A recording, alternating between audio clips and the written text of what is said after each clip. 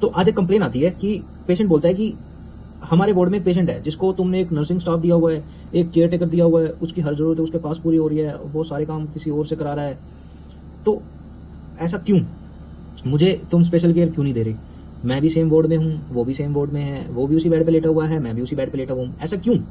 तो हमने उसे समझाया कि हमारे हॉस्पिटल में या किसी भी जगह किसी भी ऑर्गेनाइजेशन में एक ऐसी कैटेगरी एडमिट होती है जिनको स्पेशल केयर की नीड होती है। अब जिनको ये स्पेशल केयर की नीड होती है, ये पेशेंट कौन से होते हैं?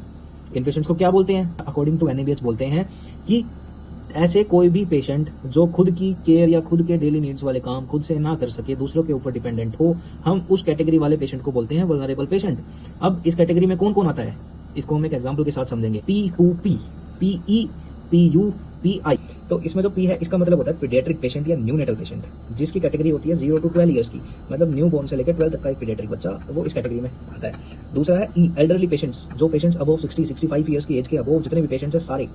तो PE का मतलब हो गया पीडियाट्रिक या न्यूनेटल 0 to 12, E का मतलब हो गया एल्डरली अबव 65, ठीक है, 65 ईयर्स। अब इसके बाद अगला आता है PU। P का मतलब हो गया प्रेग्नेंट लेडीज, जिसमें अब इसमें भी 3 स्टेजेस होती है, प्रेगनेंसी को 3 स्टेजेस में डिवाइड किया हुआ है। तो लास्ट जो 3 मंथ्स का जो पीरियड होता है उस पीरियड वाली प्रेग्नेंट वुमेन्स को बोलेंगे वल्नरेबल पेशेंट्स, ठीक है। तो वो इस वल्नरेबल कैटेगरी में आती है। तो उस P का मतलब हुआ प्रेग्नेंट लेडीज लास्ट 3 मंथ्स वाली। उसके बाद आता है PU। U का मतलब क्या है? अनकॉन्शियस पेशेंट या सिडेटेड पेशेंट्स, ऐसे पेशेंट जिनको आपने मेडिसिन देकर सिडेट किया हुआ है या फिर कोई अनकॉन्शियस पेशेंट है, वो आते हैं इस कैटेगरी में। इसके बाद आती है कैटेगरी PI। P का मतलब है साइकेट्रिक पेशेंट, I का मतलब है इंट्यूबेटेड पेशेंट, ठीक है। हमारे ये तीनों P, U, E, ये तीनों चीजें क्लियर हो गई है। इसके अंदर सारी कैटेगरीज हमारी आ जाती हैं, paediatric, neonatal 0 to 60, 0 to 12 sorry. फिर उसके बाद आपका आता है एल्डरली, प्रेग्नेंट वुमेन्स, आपका अनकॉन्शियस पेशेंट्स, आपके साइकेट्रिक पेशेंट, आपके इंट्यूबेटेड पेशेंट्स। ये सारी कैटेगरीज जो हैं ये है वल्नरेबल पेशेंट्स की कैटेगरीज। अब हमने ये तो देख लिया कि वल्नरेबल पेशेंट्स होते कौन कौन से हैं, क्या क्या कैटेगरीज होती है। अब क्या करें? अब पेशेंट्स को हमें आइडेंटिफाई करना है। आइडेंटिफाई कैसे करेंगे? Through initial assessment. उसके बाद हम आइडेंटिफाई भी कर लिया, अब हम क्या करें? अब आइडेंटिफाई करने के बाद हम इन सबको एक कलर बैंड देंगे। वो एज पर हॉस्पिटल अपनी पॉलिसी के हिसाब से करेगा, या तो उनको व्हाइट कैटेगरी दे, ब्लू कैटेगरी दे, येलो कैटेगरी दे, रेड कैटेगरी दे, वो करेगा हॉस्पिटल अपनी पॉलिसी के हिसाब से, ठीक है।